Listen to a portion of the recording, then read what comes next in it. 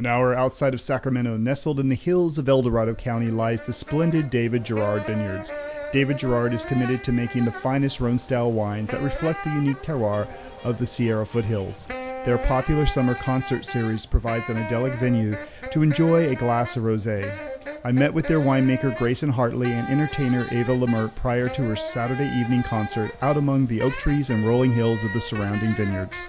Hi, this is Bob Barron with the Taste of Rosé, and we're here at the beautiful David Girard Vineyards with none other than the winemaker himself, Grayson Hartley, and the beautiful and lovely, talented Ava Lemert. We're here with the 2014 David Girard Vineyards Rosé, and none other than Grayson. Grayson, tell us a little bit about your rosé. Bob. Yeah.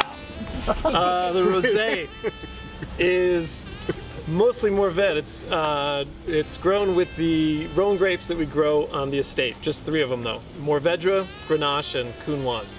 Okay. So tell me, here's the thing I'm always getting confused. Is it Mourvedre or Mourvedre? Both. It is both.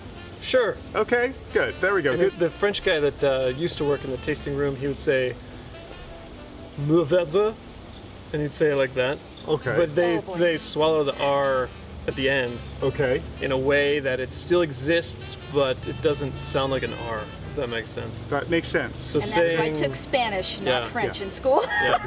Give us a little bit of the wine geek stuff about how you make your rosé. The rosé, it's Mourvedre, Grenache, and Counoise. Grenache is the first one to ripen, and by ripen we pick typically about 20 to 22.5 bricks for the fruit for our rosé. So that's the first pick. Get the grapes, crush them, put them in a bin, soak them for I think 30 hours was the time this year. So we'll pick them one morning and then the following afternoon, pick them, crush them, following afternoon, put them in the press and just press the juice out. Most of the rosé is fermented in stainless steel tank, so we can control the temperature, keep it cool. When you keep things cool, you get a little bit more focused aromatics. And the wine itself is just about freshness, so keeping the primary fruit character intact in the wine is the goal. We'll do that 2 more times, maybe 3 more times. I think we did 4 total picks last year for the rosé. The second pick was Mourvedre, Grenache, and Counoise all together. Same treatment, 30-hour soak, press it into tank, ferments in tank. Although we did pull off about 4 barrels worth of juice, and they're neutral barrels. The wine that goes into barrel though goes through malolactic fermentation, so it just kind of has this rounder, smoother, maybe even creamier edge to it. Whereas the rest of the tank fermented stuff it's kept cool, so malolactic never starts on its own. And as soon as we know primary fermentation is done, we just pull the plug on the whole thing by adding a little bit of sulfur dioxide to it. Those 4 barrels that go through mallow come back into the wine right before bottling. Just kind of smooth the wine out. They fill in a couple little gaps where maybe the wine's a little angular. You know, when you're working with fruit that's at that level of ripeness with that high acidity, it's easy for there to be some just kind of gaps, I think, in the wine where maybe the acidity's hitting a kind of sharp note and it's not letting you focus on some of the more lush fruit characteristics of the wine. So by adding those 4 barrels that go through mallow back in, it just kind of smooths out the whole thing. So that's the plan there.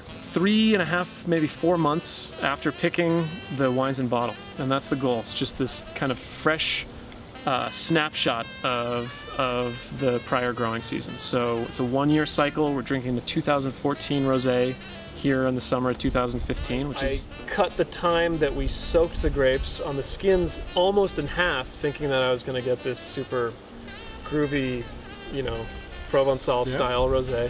It didn't. It still came out in this kind of deep, what would you call it? Like a deep strawberry? A strawberry? Yeah. It's not a deep red, you know. But it is a darker strawberry color. Yeah. Aiming for a little less color, but it didn't work out that way. So does color have taste? No. Okay. So I want to get that clear. But unless you're a synesthesiac. Okay. That's right. Yeah. Okay. But it can help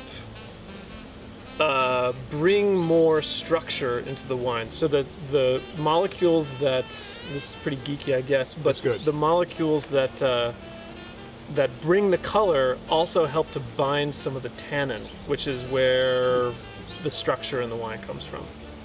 It's not necessarily something that you want in rosé. You don't want a lot of tannin. You don't want it to taste like a red wine, or feel. You want it to maybe taste somewhere in between, but you don't want it to feel like a red wine. So that's why you wouldn't want to have too much color. And this isn't too much. You can still see right through it. But I was aiming for a little less, but the grapes on our property just didn't want to give it to me. Okay. So So are you pleased with the product? Yeah, super pleased. Hey, thanks Grayson for sharing some insight into this rosé, this delicious rosé of yours. And Ava, thank you for being here. Well, thank you, Bob, and thank you, Grayson. We're looking forward to hearing your concert here at the Vineyard. And we've talked so much about the rosé. I say, let's have a taste of rosé. Cheers. Cheers, Bob. Cheers, Ava.